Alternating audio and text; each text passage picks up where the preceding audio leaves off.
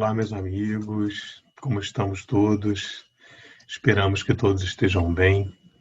Bem-vindos mais uma vez a esse ambiente virtual e cheio de acolhimento e carinho do Grupo Espírita Francisco de Assis. E hoje nós teremos a alegria de ter o nosso companheiro Ricardo Senra falando acerca do assunto consciência espírita. Então, que nós possamos realmente estar atentos, com ouvidos da alma, para ouvir o que o Ricardo, com toda certeza intuído pela espiritualidade amiga, tem a nos dizer. E antes de passar a palavra para o Ricardo, vamos fazer a página e a prece de hoje. A página é do livro Caminho, Verdade e Vida, psicografia de Francisco Cândido Xavier, pelo Espírito Emmanuel. É o capítulo 3, intitulado Examina-te. Nada faças por contenda ou por vanglória, mas por humildade. Paulo está em Cartas aos Filipenses, capítulo 2, versículo 3. O serviço de Jesus é infinito. Na sua órbita, há lugar para todas as criaturas e para todas as ideias sadias em sua expressão substancial. Se na ordem divina cada árvore produz segundo a sua espécie, no trabalho cristão, cada discípulo contribuirá conforme a sua posição evolutiva. A experiência humana não é uma estação de prazer. O homem permanece em função de aprendizado e nessa tarefa é razoável que saiba valorizar a oportunidade de aprender, facilitando o mesmo ensejo aos seus semelhantes. O apóstolo Paulo compreendeu essa verdade, afirmando que nada deveremos fazer por espírito de contenda e vanglória, mas sim por ato de humildade. Quando praticares alguma ação que ultrapassa o quadro das obrigações diárias, examina os móveis que a determinaram. Se resultou do desejo injusto de supremacia, se obedeceu somente à disputa desnecessária, cuida de teu coração para que o caminho te seja menos ingrato. Mas, se atendeste ao dever, ainda que haja sido interpretado como rigorista e exigente, incompreensível e infiel, recebe as observações indébitas e passa adiante. Continua trabalhando em teu ministério, recordando que por servir aos outros com humildade, sem contendas e vanglórias, Jesus foi tido por imprudente e rebelde, traidor da lei e inimigo do povo, recebendo com a cruz a coroa gloriosa.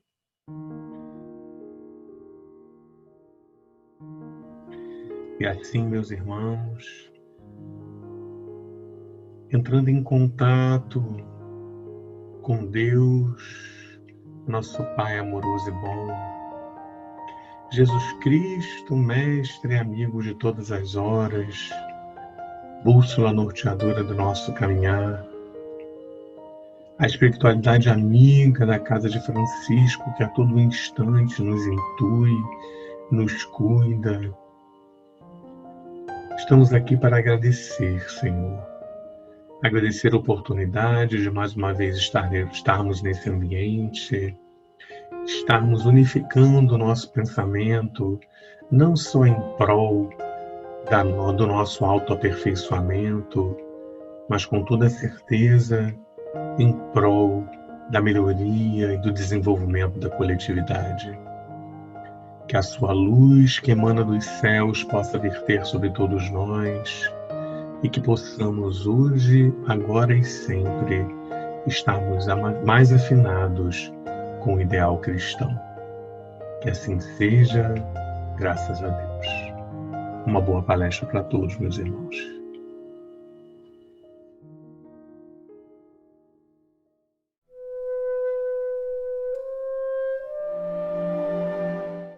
Olá, meus amigos, que a paz de Jesus esteja com cada um de vocês. Sejam muito bem-vindos.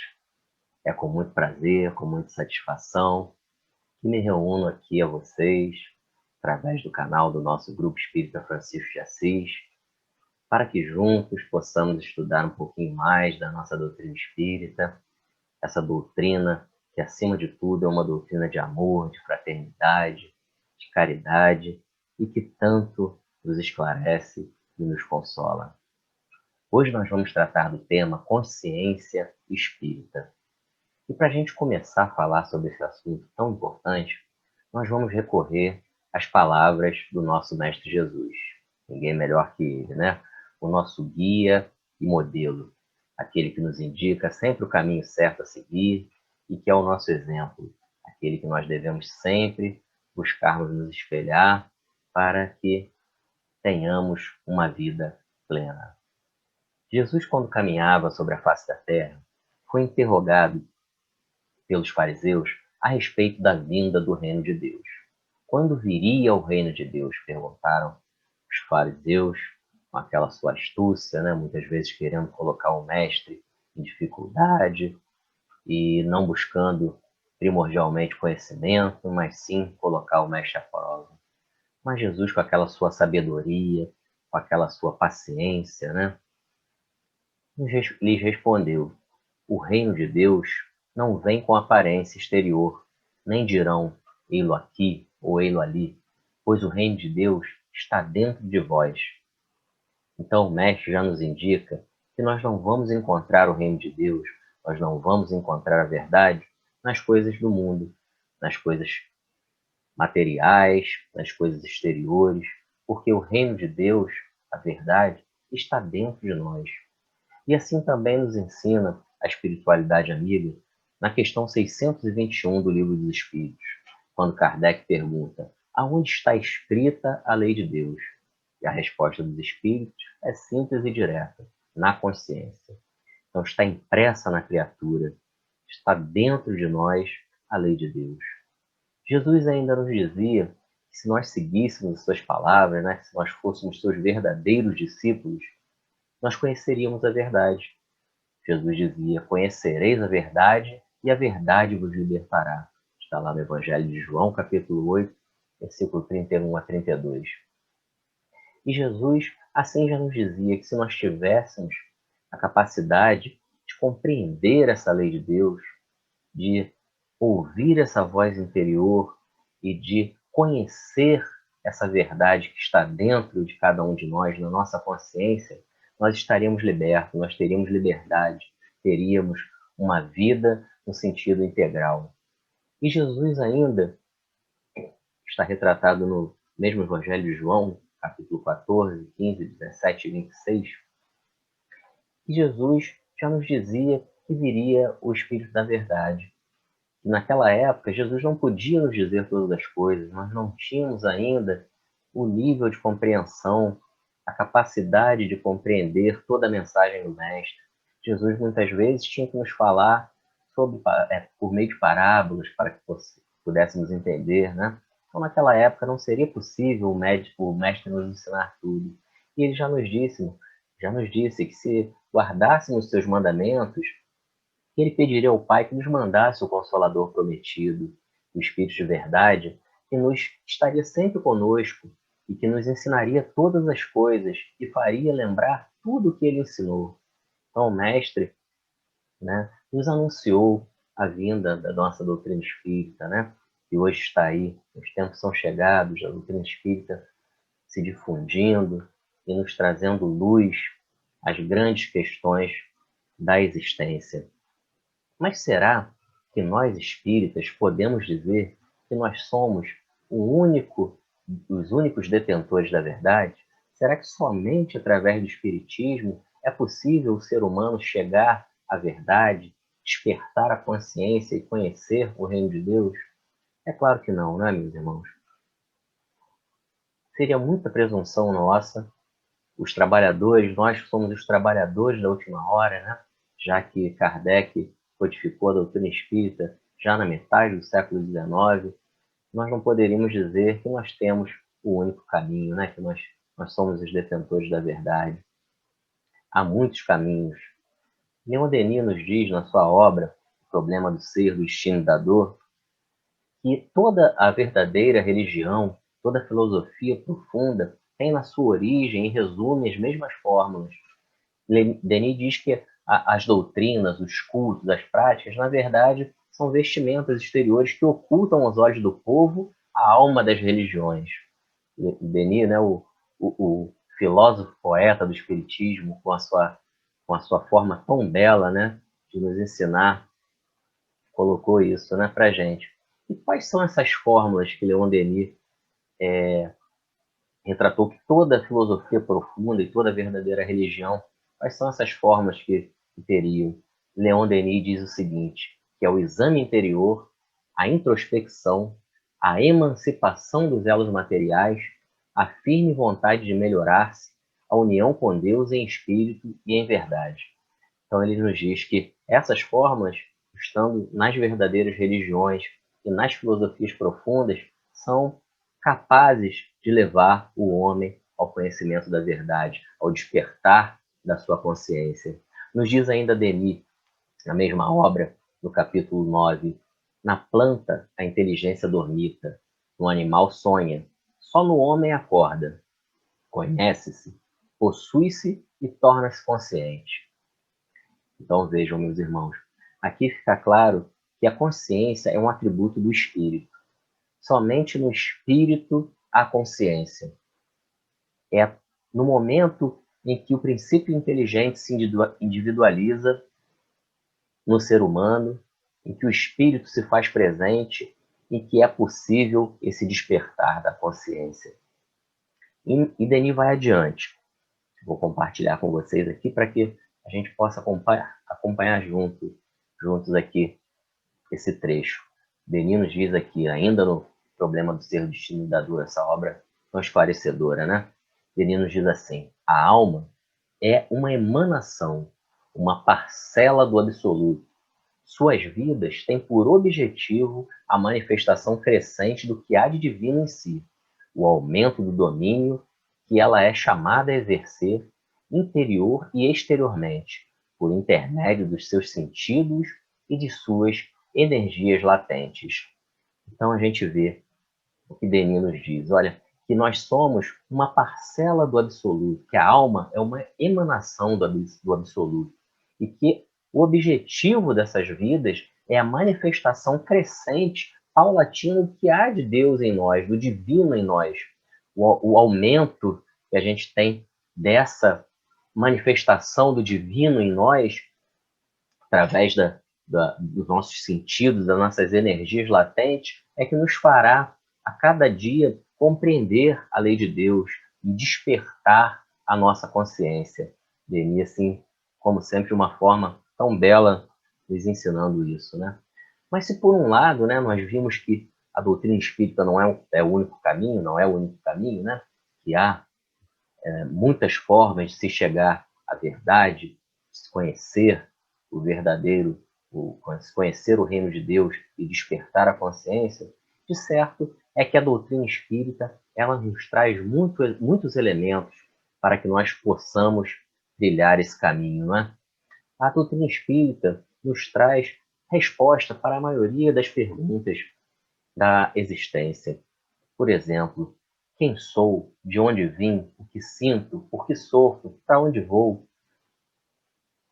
Essas perguntas, através das obras básicas da codificação, do estudo delas, do conhecimento delas, elas podem ser plenamente respondidas através do Livro dos Espíritos, Livro dos Médiuns, Evangelho segundo o Espiritismo, Céu e Inferno, a Gênese, que é chamado o Pentateuco Kardeciano, são as obras básicas do Espiritismo. Através dessas obras, a gente é capaz de extrair a resposta de todas essas perguntas que tanto atormentam a criatura humana, não é?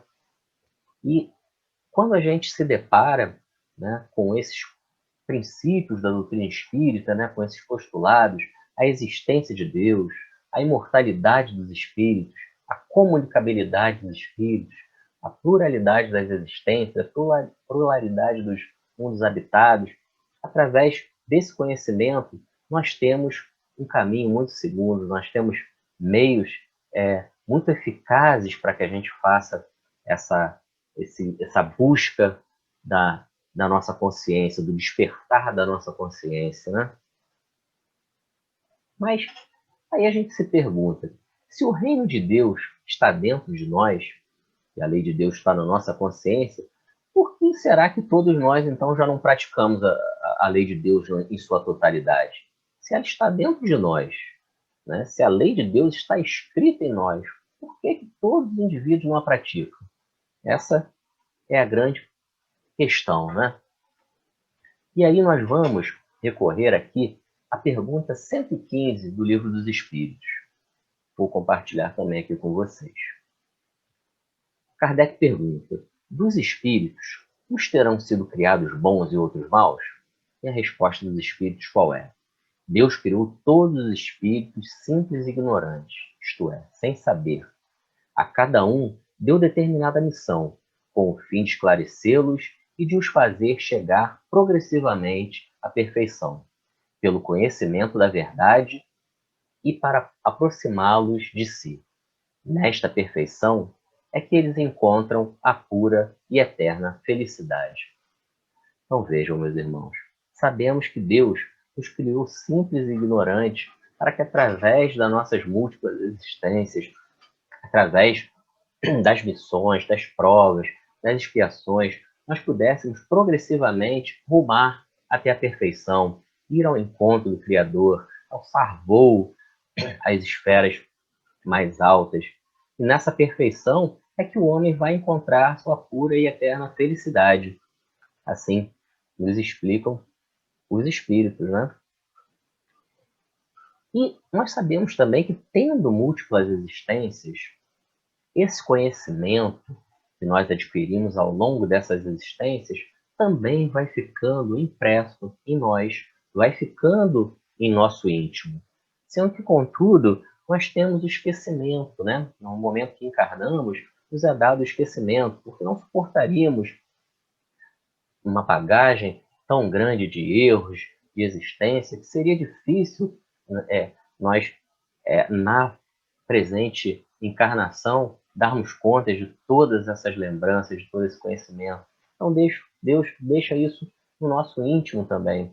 Além de sua lei estar gravada na nossa consciência, também temos em nós esses sentidos, esses sentimentos no nosso interior, essas vozes no nosso interior, em que muitas vezes nós precisamos ouvi-las, nós precisamos rumar para dentro de nós para termos contato com esse conhecimento. E aí, no Evangelho segundo o Espiritismo, nós temos um trecho que fala disso. Ele diz o seguinte: Deus nos deu para nosso adiantamento justamente o que nos é necessário e pode nos bastar, a voz da consciência e nossas tendências instintivas, e nos tira o que poderia nos prejudicar. Ou seja, a gente vê aqui a misericórdia de Deus, né? Ele retira aquelas lembranças que poderiam nos prejudicar, né? E deixa a voz da nossa consciência, deixa o que é necessário para o nosso desenvolvimento está lá. Basta que a gente consiga acessar esse conhecimento, buscar esse conhecimento no nosso íntimo, despertar a nossa consciência. Mas afinal, de tudo que falamos até aqui, o que é preciso, afinal, para que a gente possa ouvir essa voz interior, para que nós possamos compreender essa lei de Deus que está em nós, está dentro da nossa consciência? E, como vimos, há muitos caminhos, né? Há muitos caminhos. Mas aqui nós estamos falando da consciência espírita, de nós espíritas, né? Então, para nós espíritas, o primeiro passo é que a gente entenda o espiritismo, que a gente conheça a doutrina espírita e que a gente estude a doutrina espírita. A gente conheça tudo que está ali à nossa disposição. Isso é muito importante para que a gente compreenda essas questões. Mas será que basta apenas o estudo? Será que basta apenas o conhecimento? E será que esse conhecimento está acessível para todo mundo? Será que todo mundo consegue entender o espiritismo? Será que é preciso um nível intelectual muito alto para se extrair o conhecimento do Espiritismo? É claro que não, pois se fosse assim, as pessoas que têm um nível intelectual alto, elas compreenderiam o teor moral do Espiritismo e o colocariam em prática.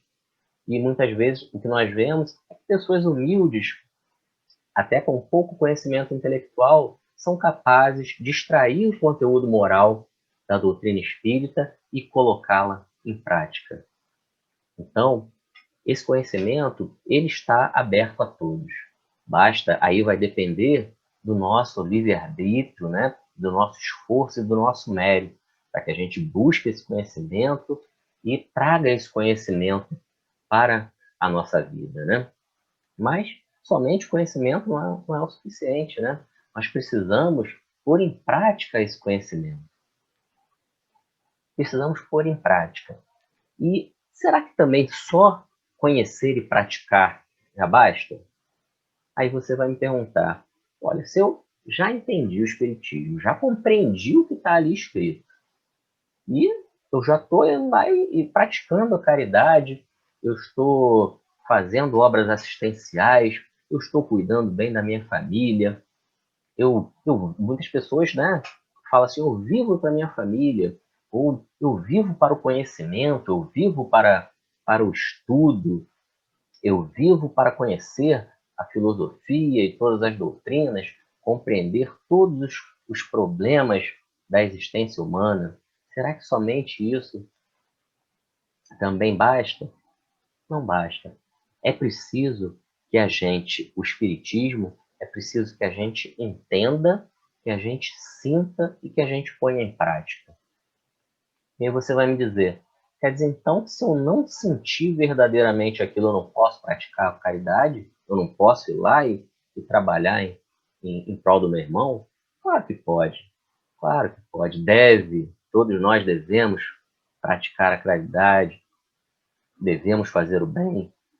Mas aí surge mais uma pergunta. Nessa questão, quando você está praticando somente esses atos exteriores, as questões circunstanciais, quando você está tratando só das questões circunstanciais, você está atendendo às demandas dessa existência. Você está cuidando da sua família, você está amparando um doente, um necessitado. Isso é muito meritório, mas são questões circunstanciais da vida. E quanto às questões existenciais? A pergunta agora é: e você? E você? Se você compreende o Espiritismo, até pratica o que ali você entendeu, mas se você não sente, como está a sua evolução nesse processo? Como está o despertar da sua consciência? Então, meus irmãos, para que a gente desperte realmente a nossa consciência, para que a gente tenha uma verdadeira consciência espírita, é indispensável que a gente olhe para o nosso interior. Vai ter um momento que a gente vai ter que pegar todo aquele conhecimento que a gente tem e vai ter que olhar para dentro de nós. Olhar para dentro de nós e ver o que está lá. Nos depararmos com a nossa consciência. E esse é um processo difícil. Por isso que muitos fogem deles.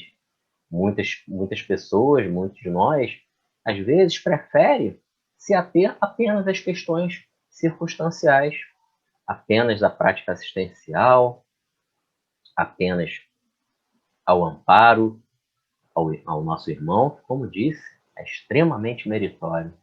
Mas e nós como espíritos? E as nossas questões existenciais? Se nós não passarmos por esse procedimento, por esse processo de autoconhecimento, de olharmos para dentro de nós, de ouvir essa voz interior, nós nunca vamos sentir verdadeiramente o Espiritismo. O Espiritismo ele é para ser entendido, sentido e vivenciado. Nós não conseguimos vivenciar plenamente o Espiritismo se nós não sentirmos isso no nosso interior. Se o que entra através da nossa mente não fizer morada no nosso coração, não aquecer nossa alma, para que isso se transforme em chama viva, em vivência plena do Espiritismo. Vou dar um exemplo para vocês, que eu presenciei numa obra assistencial. Um irmão nosso estava lá nesse trabalho assistencial, distribuindo alimentos, distribuindo roupas, né? E tudo transcorria bem, até que se aproxima um irmão numa postura um pouco agressiva, um pouco reticente, um pouco antagônica. E esse irmão, esse companheiro, né, de trabalho, ele oferece o alimento, aquele irmão olha, desdenha do alimento, diz que não vai comer. Ele oferece uma roupa, aquele irmão põe defeito, diz que não está boa, que ele não quer, que aquela roupa não lhe serve. E de uma forma ríspida, de uma forma grosseira. E o que mais me chamou a atenção nessa situação foi o comportamento desse tarefeiro, desse irmão de caminhada. Ele em nenhum momento pareceu ser afetado por isso. Ele continuou no mesmo processo, da mesma forma que ele estava atendendo todas as outras pessoas. E esse irmão que estava meio agressivo, em determinado momento, ele botou a mão no ombro desse companheiro e falou assim para ele: olha para mim. E aquilo até me assustou um pouco, né? Eu pensei que ia haver um conflito, assim, alguma coisa de agressividade. Mas não, ele falou: olha para mim, de uma forma até um pouco dura, olhou bem nos olhos, né, do nosso companheiro, do tarefeiro, e ele olhou e falou assim: o seu olho é de verdade. Aquilo impactou de uma forma, ele só falou isso: o seu olho é de verdade. E ali ele parecia assim, que ele estava com uma armadura, com uma arma, que ele estava preparado para uma guerra. E naquele momento que ele falou isso, o seu olho é de verdade, ele tirou essa armadura, ele deixou a espada dele de lado, e esse irmão que estava atendendo ele, simplesmente lhe deu um abraço. Lhe deu um abraço, e dali para frente o comportamento dele mudou. Ele se alimentou, ele conversou, ele ficou alguns minutos ali conversando com aquele companheiro, que eu não presenciei a conversa, eu estava um pouco afastado. Mas aquilo ficou guardado em mim. Foi uma memória que eu tenho muito forte dessa questão do olhar verdadeiro, né? E eu fiquei pensando nesse fato, fiquei pensando, esse irmão que estava sendo assistido, quantas vezes alguém não chegou ali naquela condição de lhe oferecer um alimento, de lhe oferecer uma roupa, mas com uma postura de superioridade, uma postura de diferença, de que havia um abismo entre eles, de que ele estava numa condição inferior de quem o assistia. Quantas vezes para esse irmão receber esse alimento, ele não precisou de repente fazer o preceito de uma religião e ser instado a participar de alguma manifestação religiosa? Quantas vezes ele não foi julgado? E mais, será que alguma vez alguém parou para perguntar como foi o dia dele? Será que em algum momento alguém lhe emprestou os ouvidos para que ele dissesse as agruras que ele teve naquele dia, as dificuldades? Eu fiquei me questionando isso. E esse irmão do olhar verdadeiro fez isso. Ele passou alguns minutos ali conversando, a gente sentiu o semblante dele se transformando, e talvez naquele dia ele possa ter tido uma noite tranquila, porque ele escutou, ele teve uma pessoa que o escutou, que o tratou de igual para igual, alguém que teve um olhar verdadeiro. O que eu vi nas palavras desse irmão foi dizer que alguém que estava ali praticando o espiritismo, apenas não, estava vivenciando o espiritismo, porque aquele conhecimento do espiritismo já tinha feito morada nele. Dizem até que, né, que os olhos são o espelho da alma, né? Aquele irmão, naquele olhar verdadeiro, fazia resplandecer nele o conhecimento espírita. consciência espírita já tinha despertado nesse irmão. E aquilo, quando eu me deparei com esse acontecimento, e essa cena me levou a profundas reflexões. Então, meus irmãos, será que quando alguém olha para a gente, vê um olhar verdadeiro? Será que quando as pessoas olham para a gente, elas veem o espiritismo resplandecendo em nossos olhos, em nossas atitudes, no nosso falar, na nossa vida? Será que isso acontece? É uma questão que nós temos que refletir muito. Porque quando o espiritismo realmente faz morada em nosso íntimo, ele resplandece, ele se demonstra, né? E foi isso que aquele irmão quis dizer, né? Que o olhar era um olho verdadeiro, né? Ele disse na sua simplicidade que aquele olhar, que era o espelho da sua alma, resplandecia o espiritismo que ali era vivenciado naquele momento. E é um fato assim que mostra, que para mim ficou muito emblemático e significativo do que nós precisamos fazer para que tenhamos o despertar pleno dessa consciência. Precisamos entender o espiritismo, compreender, sentir e aí poder vivenciar. Agora, será que isso é um processo fácil? Será que é fácil a gente olhar para dentro de nós mesmos? O que a gente vai encontrar lá? Nós não somos ainda criaturas perfeitas. Então, quando a gente for passar por esse processo, quando a gente se coloca na posição de olhar para o nosso interior, de nos deparar com o que está dentro de nós, muitas vezes esse processo é doloroso. Porque o que nós vamos encontrar dentro de nós? De experiências que nós temos já na vida atual e também daqueles sentimentos de manifestações que estão no nosso íntimo de existências anteriores. Mas muitas vezes vamos nos deparar com vícios, com erros do passado, com imperfeições, com orgulho, com egoísmo, com apego às coisas materiais.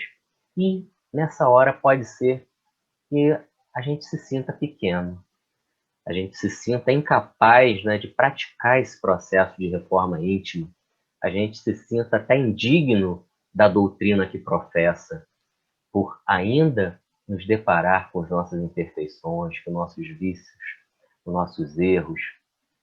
Mas aí, meus irmãos, nós devemos lembrar que nós somos espíritos em processo de evolução. Nós devemos lembrar que Jesus não se cercou dos sábios, das pessoas perfeitas. Ele procurou pessoas simples, pessoas também cheias de defeitos, trabalhadores, pescadores, pessoas de todos os tipos seguiam o Mestre. E ali a gente viu Pedro, que muitas vezes fraquejou na sua fé, e como o Evangelho nos diz, negou o Cristo na hora mais difícil. Imagina o arrependimento de Pedro depois disso. Mas isso não foi suficiente para paralisar Pedro. Ele foi a pedra fundamental da mensagem do Cristo. Ele foi o alicerce. Depois daqueles erros, depois de toda aquela dificuldade, ele testemunhou até o final da sua vida. Temos também o exemplo de Paulo, posteriormente, o apóstolo dos gentios, que no seu início, na defesa árdua da lei, ele perseguiu, ele matou, ele foi rude, ele foi muitas vezes até cruel em defesa da lei, do que ele acreditava, na fidelidade que ele tinha ao que ele entendia como verdade. E quando ele passa por esse processo de despertar da consciência, Paulo se torna um grande apóstolo do cristianismo. Há quem diga até que a mensagem do Cristo não teria chegado a nós hoje da forma que chegou se não fosse Paulo levar aos gentios o conhecimento da vida e do exemplo do Mestre. Se Paulo não tivesse levado a Roma o cristianismo, não tivesse pregado em todas as cidades que ele passou, e mesmo com tudo que ele tinha feito de errado, Paulo ainda conseguiu fazer tudo isso de bom. Então, meus irmãos, nessa hora, nós devemos também ser indulgentes conosco, né? Nós devemos nos perdoar, devemos nos arrepender, primeiramente, né, dos erros, das falhas, das imperfeições, mas devemos, num sincero arrependimento, depois de um sincero arrependimento, nos perdoarmos. E através da disciplina, de muito trabalho no bem, nós devemos seguir adiante. Nós não podemos nos deter quando nos depararmos com essas deficiências que todos temos. Nós precisamos enxergá-las e fazermos delas motivo de força para que seguirmos a nossa caminhada, para que nós nos arrependendo desses erros e enxergando esses erros somente quando a gente pode ver essa parte ruim que está em nós, nossos defeitos, nosso orgulho, nosso egoísmo, nosso materialismo, nosso apego, é que a gente vai conseguir fazer esse processo de reforma íntima verdadeira, despertar a nossa consciência e seguir adiante. E como dizia, né, o próprio apóstolo Paulo na sua carta, segunda carta de Coríntios, né, Paulo dizia: pelo que, se alguém está em Cristo, nova criatura é. Eis que as coisas velhas passaram, eis que tudo se fez novo. Paulo diz ainda, rumo adiante, a certa altura da vida, Paulo comentou, prossigo para o alvo. E ele diz ainda, na carta de Gálatas, né? Assim, já não sou eu quem vive, mas Cristo que vive em mim.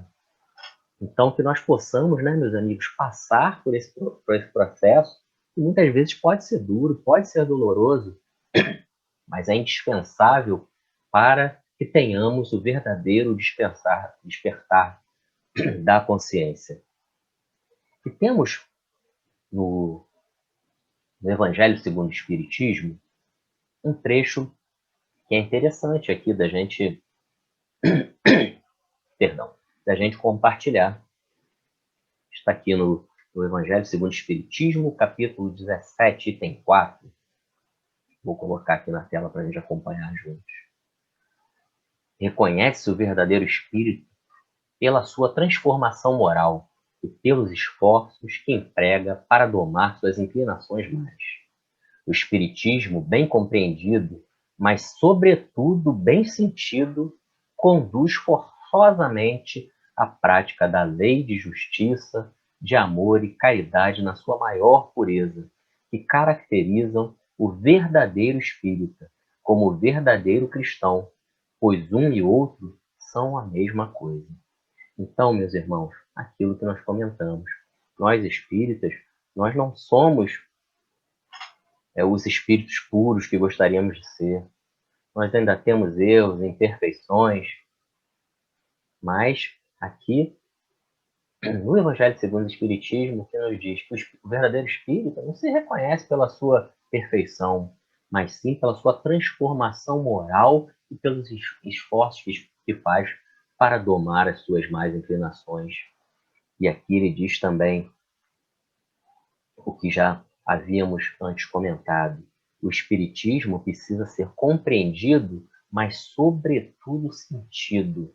Ele precisa brotar do nosso coração. Ele precisa fazer morada na nossa alma para que a gente possa vivenciar ele verdadeiramente. É preciso que haja uma congruência completa entre o que nós aprendemos a nível intelectual, o que nós sentimos e o que nós praticamos, o que nós vivenciamos. Então, meus irmãos, através dessa reforma, a gente vai se tornar capaz de praticar a verdadeira lei de justiça, amor e caridade. As características do homem de bem, que está também lá no Evangelho segundo o Espiritismo, nesse mesmo capítulo 17, tem 4. É através dessa reforma íntima, é através desse despertar da consciência que a gente vai poder praticar a lei de amor, justiça e caridade. E a gente vai poder chegar às características do homem de bem. Não o homem de bem cuja definição se encontra hoje banalizada, mas o homem de bem que está lá no Evangelho segundo o Espiritismo. E quais são, resumidamente, essas características do homem de bem? Vamos colocar aqui para que a gente converse juntos. Então, lá as características, muito resumidamente, lógico que o tempo não seria suficiente para a gente abordar esse tema com mais profundidade. O homem de bem, ele tem fé em Deus e no futuro. Então, meus irmãos, a fé é indispensável. Sem a fé em Deus e no futuro, nós não temos ânimo para prosseguir, nós não temos alegria de viver, é preciso que tenhamos fé. É preciso que a nossa fé seja viva em Deus e no futuro. Outra característica, desprendimento dos bens materiais. O homem de bem dá mais importância aos bens materiais. Quando a gente faz esse processo, que a gente se preocupa não só com as questões circunstanciais, mas também com as existenciais, a gente automaticamente começa a dar mais importância às coisas espirituais, aquelas que a gente vai levar para a nossa verdadeira vida, a vida no plano espiritual, né? É preciso que nós estejamos com as nossas vestes nupciais, né? Como nos diz Jesus lá na parábola do festim de bodas, quando se depara na parábola com uma pessoa na festa sem a roupa apropriada, o Senhor pergunta: como você está na festa sem a roupa apropriada?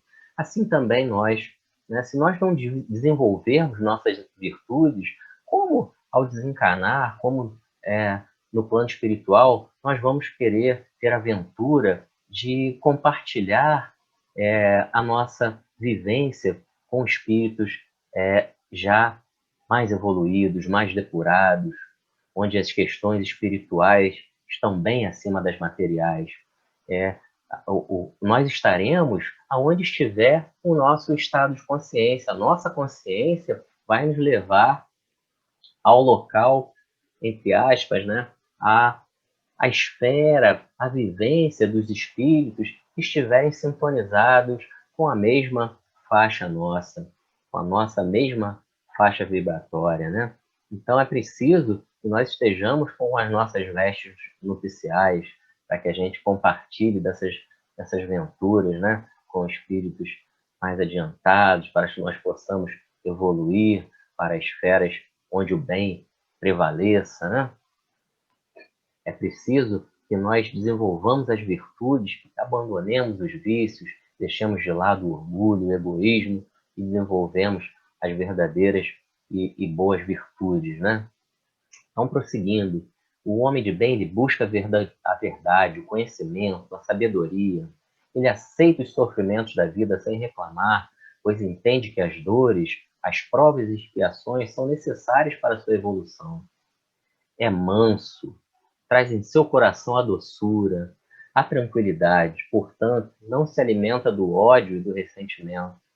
Vejam lá, meus irmãos, essa obra do século XIX, como nós estamos ainda, né, carentes de tranquilidade, de doçura em nossos corações, como o ódio e o ressentimento campeiam entre nós, como há intolerância, como há discriminação. Parece que essas características foram escritas agora, porque é o que nós precisamos agora, meus irmãos. Precisamos de doçura no coração, de tranquilidade, não podemos alimentar ódio nem ressentimento. Isso no nosso meio espírita e também fora dele, os irmãos que divergem de nós no estudo da doutrina espírita e dos que divergem de nós também na vida, nos outros ramos do conhecimento, na nossa lida diária, no nosso trabalho, na nossa família. Nós temos que aprender a conviver com as diferenças, com a opinião contrária e colocar a nossa divergência com doçura, com tranquilidade, com paz, porque o verdadeiro homem de bem não alimenta ódio. O ódio não está nas características do homem de bem. Seguindo adiante, tem prazer em fazer o bem, em consolar aqueles que sofrem, e ainda pensa tanto em si como nos outros, como também hoje nós estamos egoístas, né? Como nós olhamos muitas vezes somente para nós, não somos capazes de enxergar o nosso próximo. No meio de uma pandemia, muitas vezes nós não somos capazes de colocar uma máscara, um equipamento de proteção para preservar o nosso irmão. Não somos capazes de manter uma distância apropriada, né? Para dar um exemplo bem dos dias atuais, da pandemia que atravessamos, o homem de bem, ele pensa em si e nos outros também, não apenas em si. Não discrimina ninguém por raça, crença, etc. Porque considera todos os homens como irmãos. Como ainda temos discriminações raciais, de gêneros, econômicas, todos os tipos. O verdadeiro homem de bem não discrimina ninguém. Está lá no Evangelho segundo o Espiritismo. Temos que ler, reler, estudar, sentir e praticar, meus irmãos.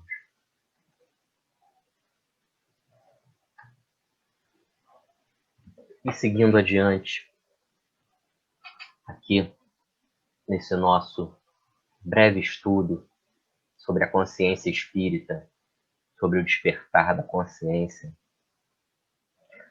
devemos lembrar, meus irmãos, que a doutrina espírita é, além de tudo, uma doutrina de amor. Uma doutrina de amor, de paz e de fraternidade, assim como o cristianismo. Compartilhar aqui com vocês a primeira frase do Mestre Jesus: os meus discípulos serão conhecidos por muito se amarem. Está lá no Evangelho de João, capítulo 13, versículo 35. E já no Evangelho segundo o Espiritismo, o Espírito da Verdade, uma mensagem ditada em Paris, no ano de 1860, o Espírito Verdade nos diz: Espírita, amai-vos, este é o primeiro ensinamento, instruí-vos, este o segundo. No cristianismo encontram-se todas as verdades. São de origem humana os erros que nele se enraizaram. Eis que do além-túmulo, que julgáveis nada, vozes vos clamam: irmãos, nada perece. Jesus Cristo é o vencedor do mal. Sedes os vencedores da impiedade. Então aqui, Jesus, o Espírito da Verdade, a doutrina espírita, nos conclama ao amor, à fraternidade. Precisamos, meus irmãos, de amor. O mundo, em momentos difíceis, mais que nunca, reclama de nós exemplos, vivência do Espiritismo, amor incondicional aos nossos irmãos de caminhada. Momentos difíceis que atravessamos, momentos de turbulência, porque sabemos que o nosso planeta gradativamente passa da condição de um mundo de provas e expiações para a condição de um mundo de regeneração. E esse processo não se dá sem turbulência, meus irmãos. E nós, os espíritas, os trabalhadores de última hora, precisamos, sim, do estudo, mas precisamos de muito amor entre nós e com os irmãos, com os próximos, com os que estão dentro e os que estão fora do Espiritismo. Somente através do despertar dessa consciência, da vivência do Espiritismo, é que nós poderemos ter realmente a consciência espírita, poderemos fazer o despertar dessa consciência, entender o Espiritismo, sentir o Espiritismo em nosso ser e praticar, vivenciar plenamente o Espiritismo. Então, meus irmãos, o caminho é longo, é um caminho difícil, Nós sabemos que não é fácil e estamos todos juntos nesse processo, meus irmãos. Todos nós estamos nesse processo de autoconhecimento, de reforma íntima e de despertar da consciência. Sabemos que é um processo difícil, que haverá obstáculos, que muitas vezes nós nos sentiremos pequenos, nós nos sentiremos caídos, mas quando nós estivermos caídos, meus irmãos, nós lembremos que lá não é o nosso lugar, pois nós temos irmãos de caminhada, nós temos companheiros de jornada espírita, nós temos muitos companheiros neste plano e no outro plano da vida, que torcem por nós, que torcem pelo nosso desenvolvimento, que torcem para o nosso despertar, para que nós possamos alçar voos mais altos em outros planos, outras esferas, outros mundos, em que poderemos encontrar e compartilhar da aventura, do reencontro com nossos amores de ontem e de hoje, que muitos pacientemente nos aguardam o mais além, esperando que nós façamos a nossa parte. Sigamos adiante, meus irmãos, com a ajuda de Deus, com as bênçãos de Jesus, com o amparo da espiritualidade amiga, dos nossos mentores, do nosso anjo da guarda, do nosso espírito protetor, que nós sigamos adiante, estudando o Espiritismo novamente, sentindo, aquecendo nossos corações com essa doutrina de luz, de caridade, de fé, de amor, de esclarecimento e de consolo. Sigamos nossa caminhada, meus irmãos, sempre servindo, amparando, aprendendo, trabalhando. Enfim, meus irmãos, todos nós evoluindo a caminho da luz e ao encontro do nosso Pai de infinita bondade. Muito obrigado por compartilhar esse tempo de vocês com essas nossas reflexões e que elas possam ser úteis na nossa caminhada. Muita paz a todos, meus irmãos.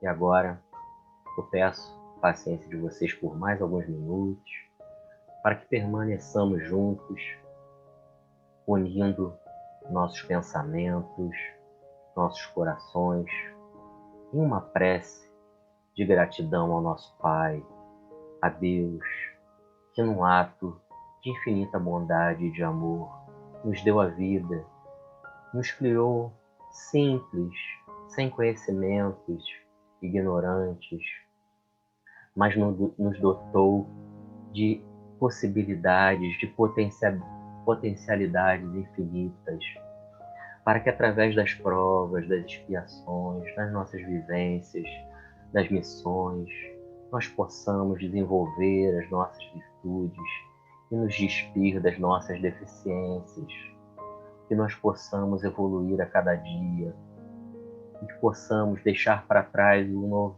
homem velho e nos fazermos novas criaturas, para que possamos sempre estar disponíveis a quem de nós precisar, àqueles que mais necessitam.